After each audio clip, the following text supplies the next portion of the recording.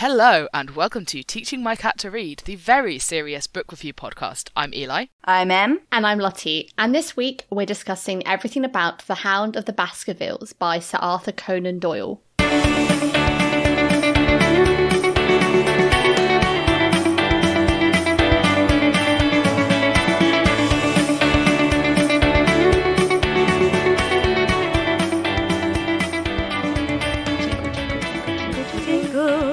So before we get started on this, big old does the dog die warning for this book.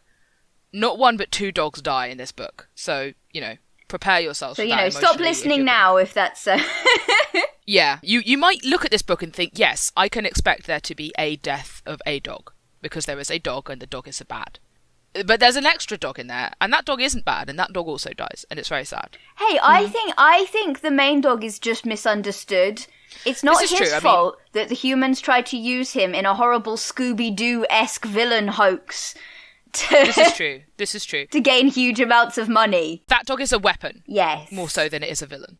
I feel like one of the fun facts as I peruse the Wikipedia article for this book is that he started writing it.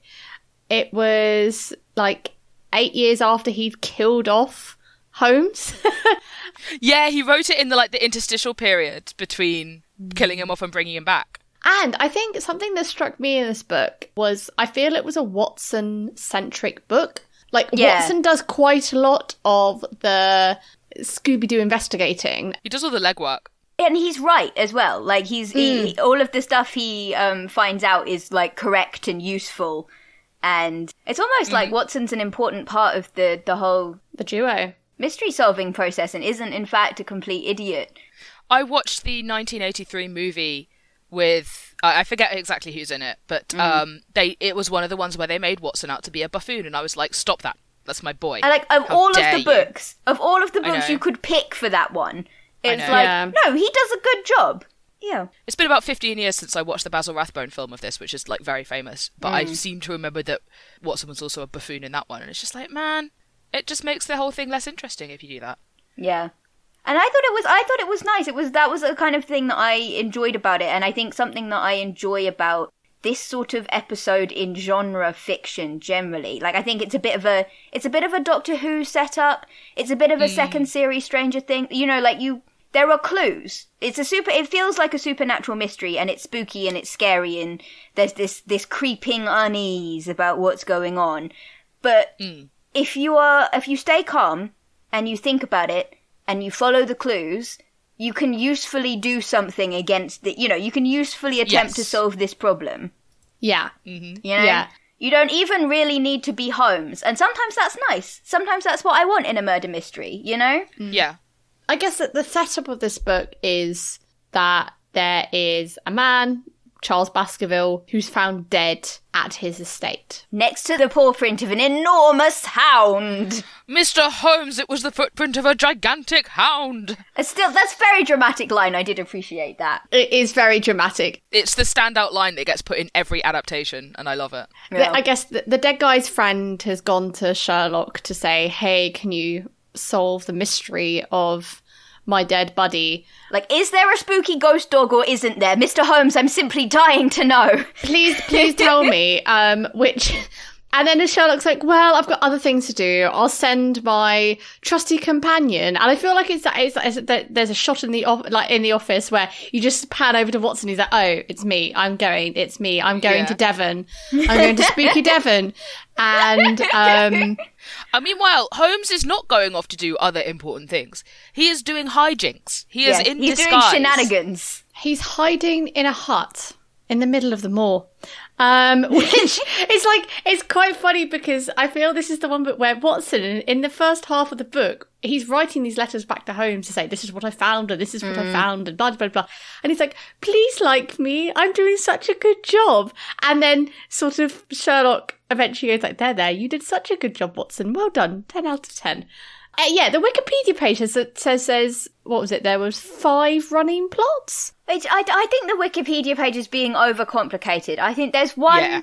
It's a standard murder mystery in that there is one central plot, that is being confused by other people having shit going on in their lives that, you know, then complicates it. I think I wouldn't necessarily call that multiple plots. That's a necessary component of the murder mystery, because other people have got to be characters outside of the mystery, otherwise it doesn't work. Yeah. You know? Yeah, and I think that's, I assume is kind of true to general crime solving, is that part of the process is clearing out all of everybody is messy and has their own shit going on, to work out which bits are actually relevant and which bits are just, you know, normal people living their slightly dramatic, oh, my younger brother's escaped from prison and might do a serial kill if we don't feed him. Yeah. Plotlines. You know, standard familial drama. Yeah, of course. As you do. As you do.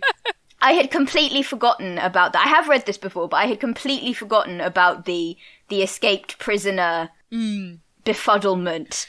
Well, because there are bits of this that sometimes get cut when they're as part of adaptations. So there's the whole Laura Lyons storyline, and that sometimes gets cut in adaptations. And so there's bits of this which, like, if you are like me, so I didn't end up rereading this. I ended up just watching an adaptation because I ran out of time and my life has been absolutely insane lately. The fact that you're actually in the right country to record this is nothing short of miraculous, really. I know. My life is bizarre. And the fact that I managed to drag myself out of rereading The Locked Tomb again. But yeah, if you just watch adaptations, or like if that's what you have in your head as the version of the story, there's bits in this that do frequently get adapted out or changed around. And partly I think that's because it's so iconic. It's maybe the most famous Holmes story. Yeah. And so whenever anybody does an adaptation, they have to feel like they're doing something fresh and bold and exciting instead of just adapting it like straight up. Yeah. Obviously, the most egregious example of this is the fucking BBC Sherlock, right? Yeah, it was just... That we never shall not happened. speak of it. I have blanked it from my memory. Okay, moratorium on BBC Sherlock. It's not enough of an adaptation to be considered worth discussing in this episode. Yeah, I'll take that, yeah. And if you're wondering why, go and watch that YouTube video. Once again, we are recommending you watch why Sherlock is garbage and here's why, rather than actually watching the BBC Sherlock. Yeah, was that one that's like 10 hours long? I literally might watch that again this evening. Guys, we need a terrible summary for this book. I've just realised we're a whole 10 minutes in and we haven't done a terrible summary. Yeah, I mean, mine was just the moon's haunted joke. The moon, hey, you're back Moor's early. Haunted. Moon's haunted, cock's gun. It's Moor's haunted. It's just that. That or local cryptid hoax has body count. Several people scared shitless. Also, just like hijinks. Yeah. Because Holmes spends like half of this, I think it's like 6 chapters or something that he's not in this because he's in disguise, like kind of mucking around. Lurking ominously on the moor and giving Watson a f***ing heart attack. Watson's like, well, there's a chance that he might be trying to help us, but also he might be a spooky, scary man that I need to confront with a gun. Mm-hmm. And he gets very worked up about it, bless him. And then Holmes is just like, hey, Watson, it's so good to see you. And Watson's like, Yep. Well, I mean, it's such a trope, isn't it, that, like, Holmes doesn't trust Watson enough to, like, let him in on the thing. Yeah. And it's a shame. It's sad. And it's interesting because I think this is a book that kind of showcases that in detail, but it's also, the interpretation that Watson gives of it is very much not that. Like, Watson is like, on the one hand, I think there's a whole paragraph where he talks about how it can be difficult to hang out with Holmes. If he can be said to have a flaw, it's that he likes not to tell people stuff. And this is because he's a controlling drama queen. Yes. But it also, like, I kind of enjoyed Holmes's actual rationalization. Because Watson is quite hurt by this in the middle of it. He's like, oh, I kind of feel like I've wasted all my time and I was feeling really proud of my investigation, but it turns out you don't really need me. And it's really heartbreaking. And then Holmes is like, okay, listen, this might not make you feel better. But the fact is, I thought if you knew I was up here, you're bleeding, you would just be too nice to leave me up here on my own and somebody would notice you coming to, like, bring me cake or something, is basically Holmes's, which I thought was quite sweet. Yeah, I have to not tell you because you're too nice. It's like, it's not that I don't trust you, it's that you're simply too nice to leave your friend camping in a Neolithic stone hut on the moor looking for a spooky dog. What I want to know is are there Neolithic stone huts in Devon's moors? Like, can you go and visit? Can you go and visit these these huts? Are they there? I'm just wondering if it's one of those things where it was like amalgamated together with other things and it was like more... I mean, Conan Doyle did believe in fairies, so there's not... all bets are off, right? Yeah, which ironically is like Sherlock has a whole bit at the start where he's like, this is just clearly a made up story about this giant dog. It's obviously not a dog. It's not... And I'm like, yeah, but... Well, he's like, obviously it's not a ghost dog. He like... Grimm's Pound is a late Bronze Age settlement situated on Dartmoor in Devon, England. It consists of a set of 24 hut circles surrounded by a low stone wall. So, yeah, sounds like there are multiple. That's pretty cool. You can go to your Neolithic stone hut if you so chose. Actually, that was another thing sorry, this is like not related to anything we were discussing apart from the stone huts, maybe. But I got kind of a Beowulf vibe off of some of this. And the stone huts were kind of part of that. So there's the way Watson describes the escaped convict, where he's kind of looking out at the moor and imagining what it must be like to be kind of like a fugitive out on this barren and wild landscape. And he talks about like how the guy must be, full of malignancy against the race of people that had cast him out. And it's very Grendel. It's extremely Grendel. And then to be talking a lot about kind of the ruins of previous civilizations sort of strewn about in this very spooky landscape. I mean, there is actually a Yeth Hound or Yell Hound is a black dog found in Devon folklore. Oh, the Yeth. Yeah. Like a big black spooky dog is a very common like British Isles local legend, I think. Which is quite cool. And also that his ideas from the legend of Squire of this guy in the parish of Buckfastleigh, Devon. And I thought that's such a... Yeah, Buckfastleigh. I just never heard of it, but it's like... You don't know Buckfastleigh? Everybody knows Buckfastleigh. I know it because I went on a trip to Devon. I went on a trip to Dartmoor when I was in year 7 with school. Also, can I just say, I think Buckfastleigh is like a Bond boy. That's a Bond boy name. I'm calling that now. Like, you know what I mean? He's a character in a like spy romance romp of some description. I can see that. More things that would make Piers Morgan like pop a blood vessel. It's what he deserves. Exactly. Like I hadn't read this before. I think I'd watched an adaptation of it, but I couldn't remember if the Hound was real or not. And I was trying to think, it can't be a real dog, because I feel that's sort of a bit of not a cop-out. Well, that's part of it. But that is kind of part of it. Yeah, there is actually a dog. Holmes basically says at the end, right, that Stapleton would have gotten away with it if it hadn't been for that pesky criminal wearing the target suit. Yeah. Like it was actually a really good plan that sort of left very little evidence, and the only reason that it really fell apart was that Selden had been given Henry Baskerville's old suit, and was wandering the moor with it on a night when Stapleton was like going to set his dog to go and kill actually Henry Baskerville.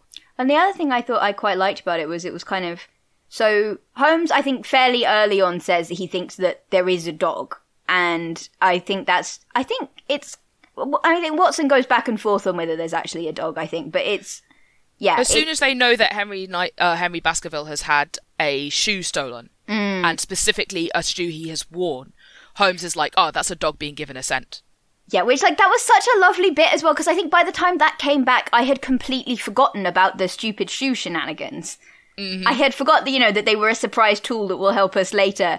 Yes. And then they come around, oh, that's so good. That's so good. Yeah. But yeah, where I was actually going with this was so they're like, it's not totally surprising when you find out that there's a real dog. By the time we've established the presence of an actual physical dog, it's not that surprising that, that is going to turn out to be what it is.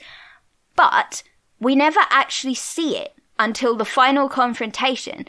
And Holmes is like, actually, this really threw me off because I was expecting a big dog. I was prepared for a big dog. I was not prepared for it to actually be breathing fire. I thought that was a nonsense that the scared peasants made up. And like glowing. Yeah, I wasn't expecting it to actually glow. And yeah, it did because Stapleton had come up with some clever phosphorus shenanigan, apparently. Mm-hmm. Yeah, there was a more spectral aspect that was in true Scooby-Doo fashion, actually science and not But there was a reason, there was a genuine reason that people were like, is the dog real? Is it maybe just extremely spooky? And did it, in fact, scare a bunch of people to death? Mm-hmm. And yeah, it's because it's not just a big dog, which would be scary enough in its own right. But it is, in fact, a big, glowing, fire-breathing dog. Yeah. Which, like, you look at that and you go, yeah, maybe there is something to this old curse nonsense, right? Yeah. You go, look, I'm a sensible person, and I don't believe in curses, but I also don't believe in giant, glowing, fire-breathing dogs, and I'm looking at one, so maybe I should reevaluate. And also maybe I should run. I think that's the... Yes. Yeah. I enjoyed the, like, Holmes is, like, beating himself up at the end, because he's like, oh man, if only I'd known it was going to be that scary. We nearly let it get our good friend Henry Baskerville, because we were all just standing there stunned, like, it actually breathes fire? What the f***? It's awful. I just imagine it in my head, like, them standing there going, WTF, as this, like, dog runs past potentially breathing fire, and they're like, this isn't in the realms of reality. Like, is this like gonna break apart my understanding of the fabric of the universe? Like, I feel like that's another thing. Do I have thing. to start considering the possibility of glowing fire breathing dogs in every case that I do? Yeah. That's that will cause you to reevaluate and shit. That was another thing that really struck me about this, is it being a story about people thinking there's something supernatural going on, and actually it's there's a mundane explanation. Juxtaposed with this book being written at the stage of Conan Doyle's life where he was getting mad into spiritualism and was very convinced that ghosts were real. Oh, that's interesting. And also randomly convinced that Harry Houdini was an actual wizard, and very offended that Houdini wouldn't admit to being an actual wizard. I love that story. It's adorable, yeah. But yeah, I just think that's a really fun, like, juxtaposition of, like, and this is the time of his life where he was most... credulous feels mean. He was most susceptible, maybe, to the idea that, a spectral fire-breathing dog isn't that far beyond the realms of possibility. But that's still not where this story went. That was kind of... I thought that was interesting. How do you think this book compares to Study in Scarlet? I mean, there's no Mormons. There's no Mormon side quest. I really appreciated the lack of a Mormon interlude. Really I'm not appreciated gonna lie. that. This one is interesting because there are no flashbacks at all in it, right? No. I quite like that. Normally, in a Holmes book, you get, like, actually, this is how it happened. Or somebody recounting, like, this is how the whole thing happened. And you don't get that at all with this one. Like, it really is, it just follows them. But then, like, because, as Lottie said, it was actually written during... sort of in universe, the time in between Holmes going over Reichenbach Falls and him being revived by by popular demand. Like, it kind of makes the whole thing a flashback. Yeah, that's true. Yeah, I mean, I guess at the end, like, there is a sort of Holmes recounting. Yeah, I think Holmes does do a kind of Miss Marple parlour scene for Watson, just to kind of clarify everything in the book, which is I appreciated, because I think I had picked up most of it, but it was nice to kind of have it laid out. Yeah. And there are a few, and there was also a bit where I can't remember what it was now. There was a bit where I was like, oh, I don't really know how that worked. How would that even work? Oh, it was the, how is Stapleton going to get the inheritance and like come back as the heir when everybody in the area like knows him? And Holmes is like, well, I think he probably had a few ideas, but honestly, I don't know how he would have done it. And I'm just like, okay, thanks, Artie. That's, well, like, thanks for confirming that wasn't obvious. Yes, that wasn't just an obvious thing. I didn't miss anything there. That was just the guy hadn't quite decided how he was going to make off with the ill-gotten gains yet. Yeah. I definitely liked how kind of Watson was by himself. Like, I was trying to find a good, like, blurb, the book blurb. And a lot of them like, oh, Sherlock Holmes does this, Sherlock Holmes does that. And I'm like, well, he is there. He's in a hut. But... what I think most of this is driven by Watson. Actually, it is Watson, sort of. In my opinion. Like, it's from Watson's point of view. And in some ways, I don't know what you guys think, but could you take that to be, like, as the reader, you working it out as you go along, like Watson? And if you did work it out, you are then not getting praised by Sherlock Holmes, because it's like, you've followed how... Because at the start, Sherlock has a bit about like his thought process, and obviously the powers of deduction, and you must notice everything, and if you have as a reader, then you will work it out. Yeah, which I thought was I think quite nice to listen to. I think that was a bit different from Study in Scarlet, because I think we talked about it when we did the episode, but Study in Scarlet very much feels, because of the Mormon interlude, it doesn't feel like the kind of thing where you, the reader, could have solved it just from the clues that are given to you in the book. Yeah. Because there's a lot of behind the scenes, like Holmes telegramming people and Holmes getting the history of I guess, not the whole history of the Mormon interlude, but like he gets the corroborating details that allow him to kind of trace that completely off screen, almost. There is a little bit of that in this, like recognizing that Stapleton looks just like the portrait of Hugo Baskerville or whatever. Like, you don't quite get that effect as a reader. Like, you don't... It's sort of... But nowhere near as much, I agree. But also, it's like, it's very instantaneous. You go from Holmes noticing to Holmes telling you. And Watson notices as well when it's drawn to his attention. Yeah. It's not... Holmes isn't finding a clue behind the scene... Like, that's behind true. the scenes. And he's also not... Because I think there's a bit... The initial, like, locked room in Study in Scarlet, we see Holmes notice stuff, but then he doesn't tell us why it's relevant. Yes, that's true. He notices things, but Watson doesn't know what it is he's noticing. He just notices that, like, you know, he's intently looking at something. Yeah, And so you're not brought in to the clues in the same way as you are in this one. And I think it's much less satisfying that way. Yeah.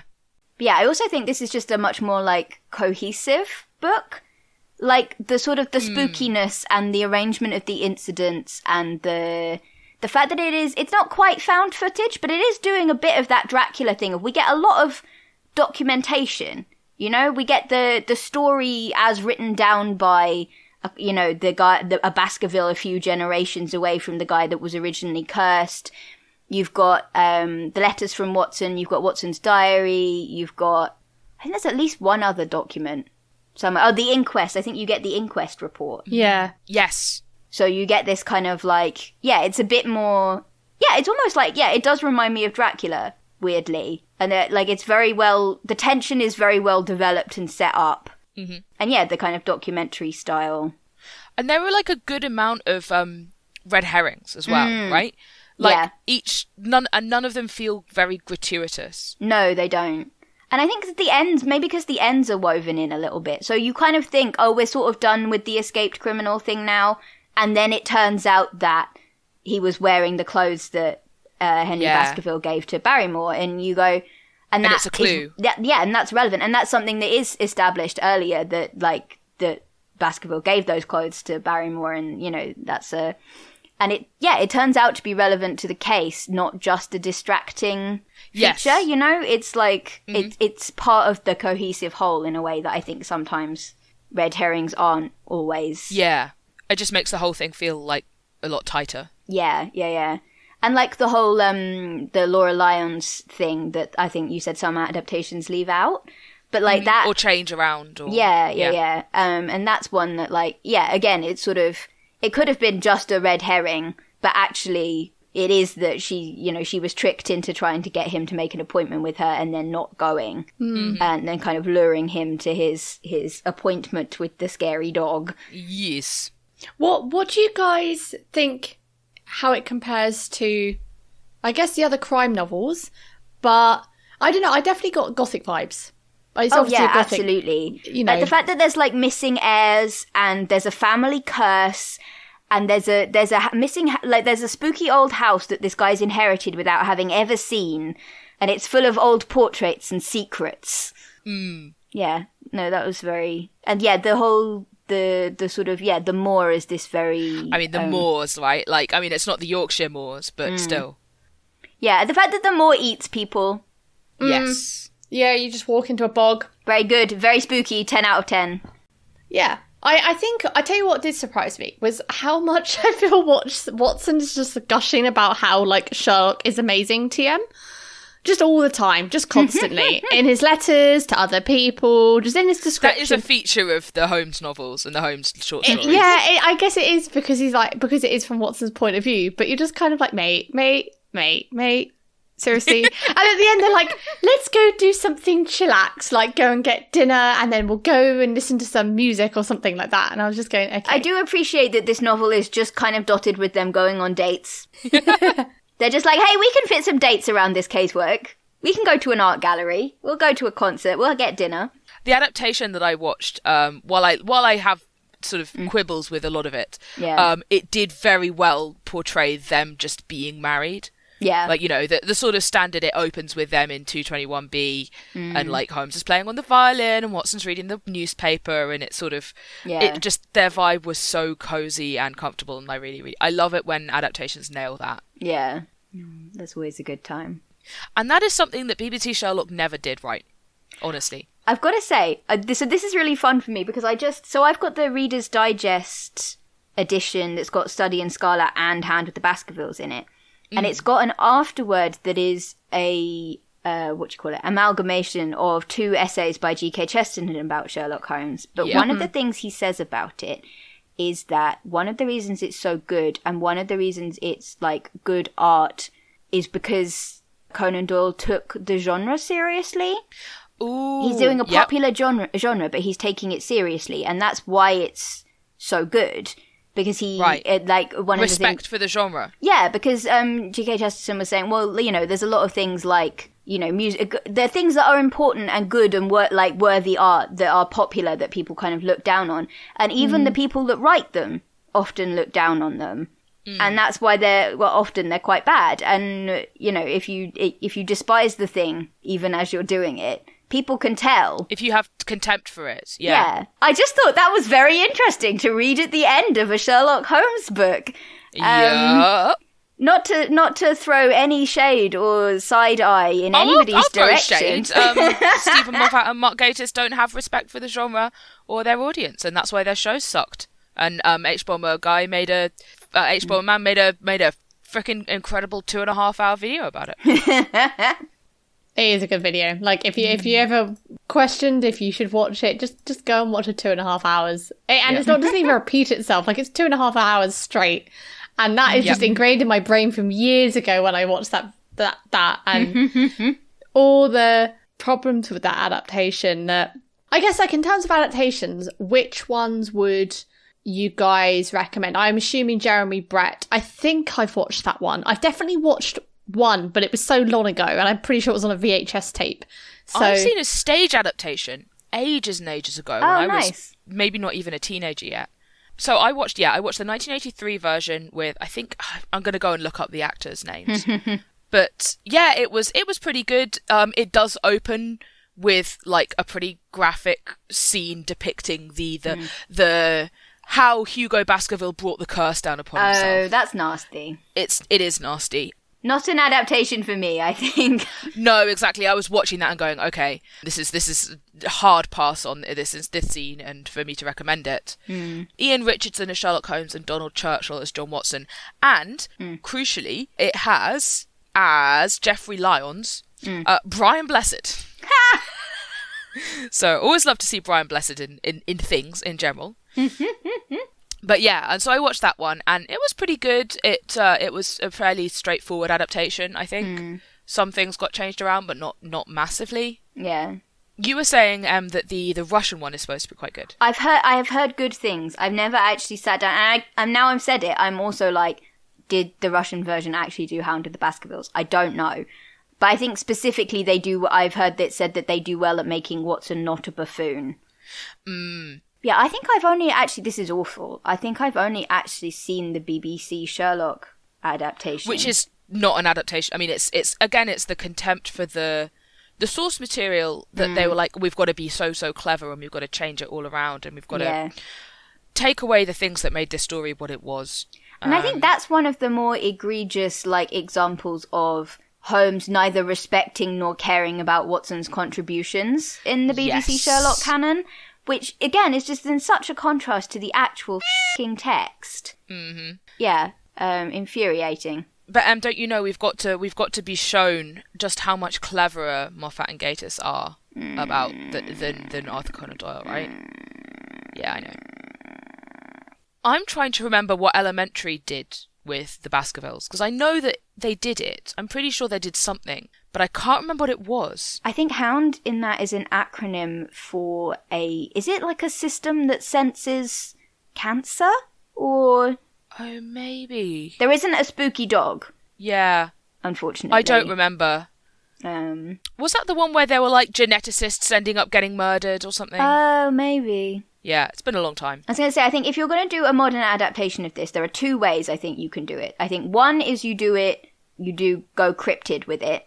That the hills of Baskerville are crawling with cryptid hunters and ghost hunters doing their podcasts and their YouTube channels and things. And you do kind of found footage that way. Yep.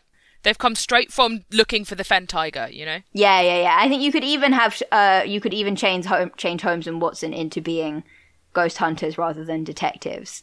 I think you could have some really fun times. You could with do that. some BuzzFeed Unsolved, like. Yeah, absolutely. Or you go full Scooby-Doo with it. Because it very much is, criminal would like to be rich. Criminal uses spooky hoax to kill people and or chase people off the thing that he thinks is going to make them rich, foiled by meddling kids. Yeah. Yeah, this is the proto Scooby-Doo story, guys. You heard it here first. Alternatively, you could set it in the Germanic heroic and do a Beowulf. Really lean into the Grendel vibes. This is going to be the next Hamlet. We've got to set it in all of the different possible places. What would Benoit Blanc do? I feel this is a question we need to ask, as it is technically There are wronged young women. I feel like we have to introduce him via one of the wronged young women rather than Henry Baskerville or the Dr. Mortimer, who, I just throw this out here, weird eugenicist vibes. Yeah. Don't like him. I didn't read the thing. He didn't give me that in the adaptation, but... So there's a line in like the opening chapter where this guy comes in. It's like, hello, I'm your friendly neighborhood phrenologist. And I must tell you, Holmes, how much I covet your skull. Yeah. And Watson asked him about craniology or something. Yeah. He asked him, There's a bit in the book where Watson deliberately distracts him. Yeah, he's like, hey, isn't that your special interest? Quick. At him to, throw him off, like, why Watson is asking him all these questions. Mm-hmm. But yeah, so that was a fun random tour through race science that we got briefly in the book, which was, yay. Yeah. Great. Not great. I don't know, I was going to say, like, how do you think Poirot would solve this, but... Hey, let's go back to our fruity little modern detective briefly. I want to think more about Benoit Blanc in this scenario. Okay, we'll start continue with Benoit Blanc. I think I hear it is kind of like Knives Out. I think he would pretend to be really like taken in by the idea of the curse. Oh, I think he would like pretend to fully believe it. Yeah. And be like, well, obviously it's true. Like, somebody died. Like, you know, I think we all just have to adjust to this new reality where the curse exists. Like, the guy that calls him in is like, we have the Dr. Mortimer equivalent, maybe, rather than the, we don't realize he knows the, plucky young woman yet. Yeah. The plucky young woman who's been wronged yet. But, the guy that brings him in is like, well, obviously we are all men of science here. And Benoit Blanc, no, I want to hear about this ghost.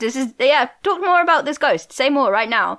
There are more things, I can't do the accent, but just picture the very slow, there are more things in heaven and earth, like he's getting really into the, like, the thing about being a detective is you've got to walk in there with an open mind, And everybody's like, why are you doing this? Please stop. And he's just delighting in it. Yeah, that's how I think it goes down. Yeah, he was just really enjoying the spooky dog thing. Until actually he sees evidence of the spooky dog and then he's like, Yeah.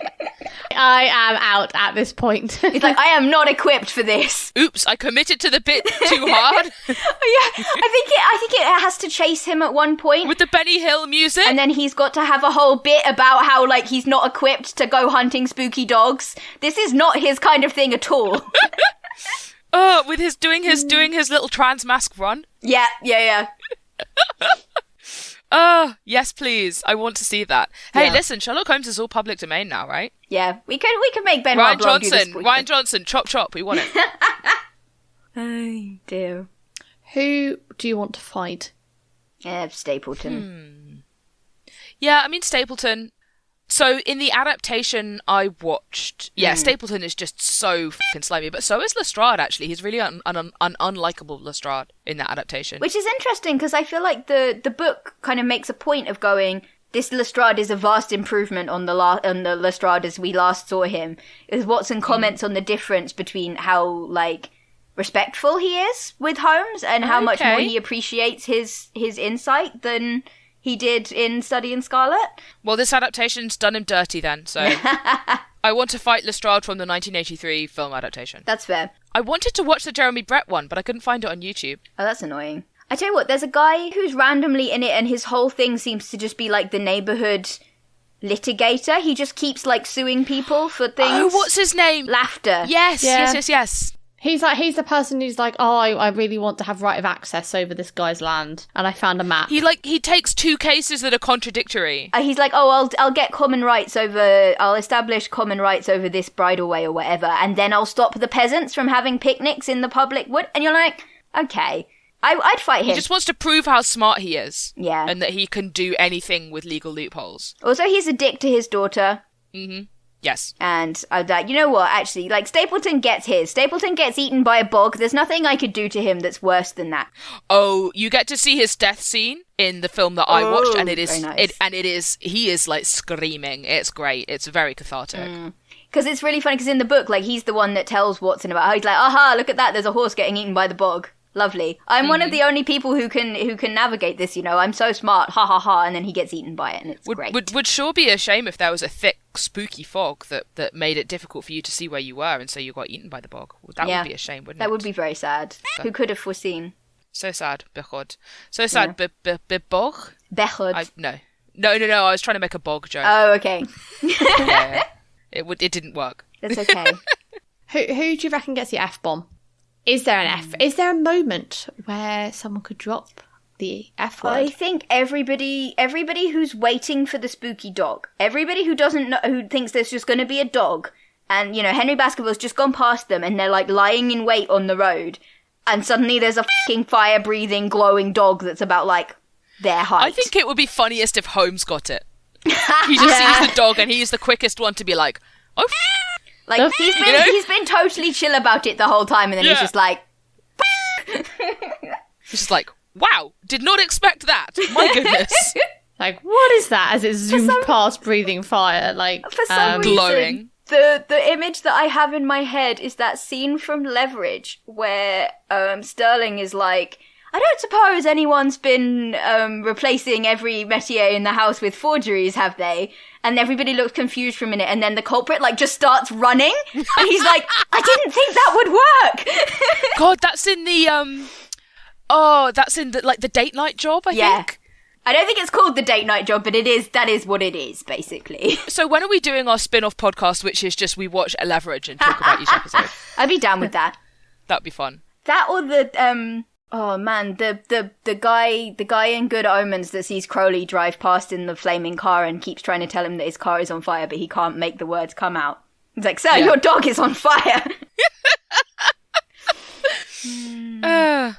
Right, cat rating? What do we think our dear darling would give to this?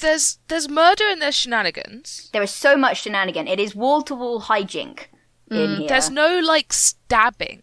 No, that's true. A lot of the violence is by proxy. I don't think she wouldn't like the dog. She'd be very anti-big spooky dog. This is true. Holmes is described as being cat-like when it's, Watson is like, well, he's been living out in this Neolithic hut on the Dartmoor, in the Dartmoor wilds, but he's still managed to keep his hair tidy and he's very clean shaven and everything. Yeah, he's still got a fresh cravat and all of this. Exactly, he's described in that moment as being cat-like, so I feel like there's almost cats in this story. Yeah. Also, I think she is a very spooky Witch's Familiar type cat, and I do think true. She would appreciate as something that lurks in the dark and tries to kill me on a regular basis. Mm-hmm. I think she would appreciate the general vibes of this, if not the actual dog. Yes. I think the dog takes off points from what would otherwise be an exceptionally high score for a book without cats or dragons. Yes, I'm going to go for, like, I think it's either a 6 or a 7. Yeah, I think that's valid. 6.5, maybe. Split the difference. I mean, I'm gonna say 7. I'm gonna lean towards 7 just for the Halloween vibes are off the charts. That is true. It is a very Halloweeny book. The spookiness is next level, and I think she would really appreciate that. Yeah. I am glad that we've left time in this episode to do the ending sections of like what else have we been reading, right? Because last time on this podcast we did Gideon the Ninth. Yes. And since then, I have read the rest of that series. Oh god, you read them all! I read them all. Work. Oh my god, those books are incredible. They really are. They have overtaken my brain entirely. I can't wait to do the rest of them on this podcast. But that's what I've been reading in the time since we last podcasted, pretty much. They are so good. They're so good. Lottie, how about you? I have just been consuming series 2 of The Wheel of Time, which I love. It is very enjoyable. We are going to do more bonus episodes about it, which I am very excited about. I need to start watching it. Yes, please do. And then yell at me about everything, because there's definitely... I've just been reading the Reddit threads of what people notice for if you're a big book reader, because you obviously know all the twists and they're just dropping so many Easter eggs. Just pointless Easter eggs bits and the costumes are so much better. Oh my god, if you're listening to this and you're like, episode 8 of series 1 was an absolute mess, I agree with you. I think that's half of the bonus episode we did about that. We just said, this is a mess for COVID and an actor leaving reasons. Series 2 definitely takes the bull by the horns, and the costume designer has chef's kiss of beautiful costumes. Anyway, it's incredible. I think the season 1 didn't exactly drop the ball on costumes from my perspective. No. I mean, the costumes are good enough that Bernadette Banner made a whole video of I want to recreate this dress. Yeah. Or multiple videos. And now they've lifted bits out of the books, which are it's a really nice running theme that in the books you can sort of tell where someone's from by their clothing or their hairstyle, and you can do the same thing in the show as well. So that's fun. Yeah, it is a fun time, and yes, I like the whole Easter eggs they have with various people. And I'm going to leave it there because otherwise I feel it's too much of an implied spoiler, and I just know. I know. Yeah, thinking about bonus content. So we did I did with some friends a horror episode on Anno Dracula that has come out earlier in the season, because this is the last episode of the season where we were talking about books. Christ. And we are going to do more of those. The three of us have decided that we do want to do more horror stuff, so that'll be something for folks to look out for in the future. I didn't remember if we'd actually said that anyway, that we are going to do more of those. So if you have any horror book recommendations, you can always send them our way as well. But we do have a short list. So. And there's a whole Q&A episode which will wrap up series 3, and also just a little thank you from me, and I guess everyone else as well, just on the social media, when everyone just sends us lovely DMs about how you like the podcast. It makes our day. I cannot explain this enough. So thank you. I give you all a virtual hugs. It's still wild to me that people listen to this, you know? Yeah. I'm it is somebody's wild. going to hear me saying this. Why? Yeah, it is wild and very cool, and we love you all so much. And very many virtual hugs.